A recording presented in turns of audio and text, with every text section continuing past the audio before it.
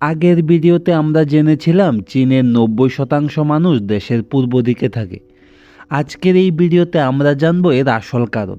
চীনের পশ্চিম অংশ বিশাল বড় কিন্তু কঠিন। এখানে আছে ভয়ঙ্কর মরুভূমি, আকাশছোঁয়া পাহাড়, হিমালয় আর তিব্বতের মালভূমি। এই অঞ্চলে জলের পরিমাণ খুবই কম, আবহাওয়া খুবই কঠিন।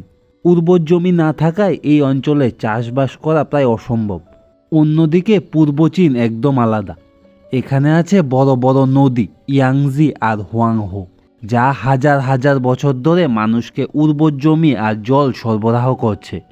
তাই চীন দেশের ইতিহাস থেকেই মানুষ পূর্ব দিকে বসবাস শুরু করে, আর আজও সেখানেই গড়ে উঠেছে বড় বড় শহর বেইজিং, সাংহাই। আর এই বিভাজনকে বলা হয় হেইহে তেনচং লাইন।